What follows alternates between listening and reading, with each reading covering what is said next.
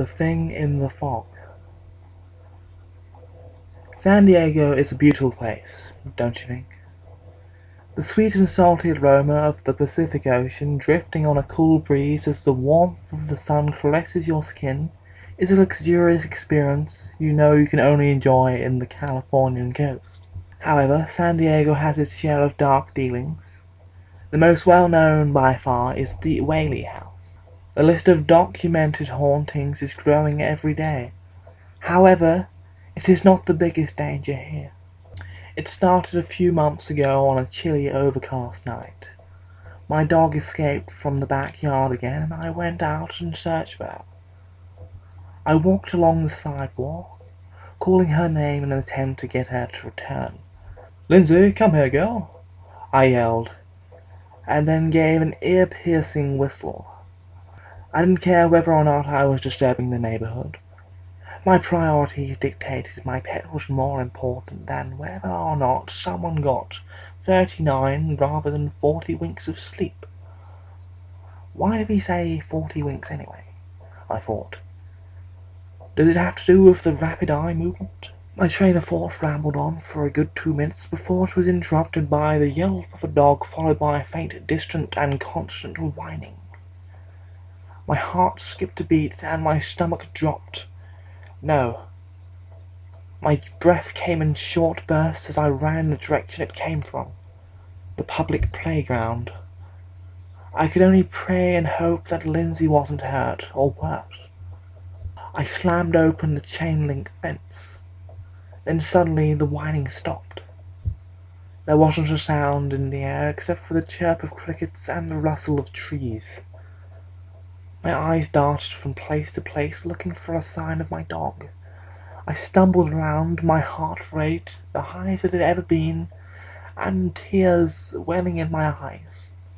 I looked under benches and bushes. I checked everywhere I could for at least an hour before I finally gave up hope.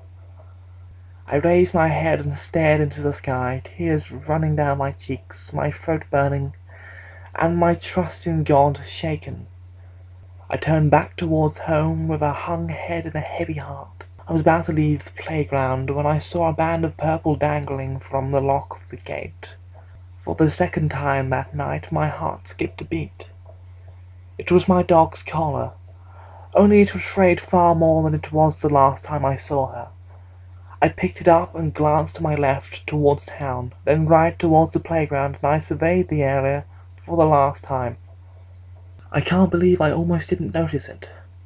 I was starting to look away, then something in my brain clicked. I slowly, anxiously looked back. There was a figure standing on the other side of the playground. Despite the yellow street lamps illuminating us, its skin was dark as night. Its chest was wide and its lower abdomen tapered down to nothing. It had no legs. The arms narrowed down to almost non-existent wrists. Its large hands with long, spindly fingers. It was bald, it seemed, and it had a sharp chin. Its eyes, oh God, its eyes, were nothing more than white specks in obsidian caverns that could only be called sockets. I stared at it for a few seconds. I took a tentative step away, ready to run if the need arose. I didn't think it could look any more terrifying. I was wrong. It grinned, exposing small, pointy yellow teeth. A feeling of absolute dread shot through me, and my hair stood up on end. I dropped Lindsay's collar. I didn't need more incentive than that. I turned and ran as fast as my legs could carry me, making sure not to look back. It seemed like ages before I finally reached my house, burst through the door, and slammed it shut behind me. I locked it, bolted upstairs to my room, and collapsed on my bed. I sobbed. I sobbed for my dog. I sobbed for me. I sobbed for anyone that encountered that thing. I sobbed until I fell asleep. I woke up the next day around noon. Felt absolutely exhausted. My legs and feet ached something fierce. I got up from bed and went into the bathroom, looking in the mirror. I saw my eyes were red and puffy. I'd almost forgotten why. I splashed some cold water on my face and dried it off with a towel. I went downstairs into the kitchen for a bite to eat. After eating a hearty meal of biscuits and gravy, I went to my computer. I asked on every forum I knew and searched on every site having to do with myths, legends, and the supernatural. I could not find a single report or article of any kind about anything that remotely resembled what I saw last night. I was racking my brain for any other way I could go about this when I heard the tapping and jingling sounds coming from my front door. My curiosity got the best of me. I went and opened it. No one was there.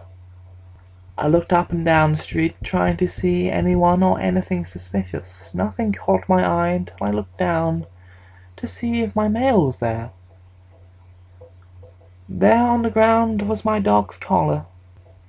It was shredded to bits.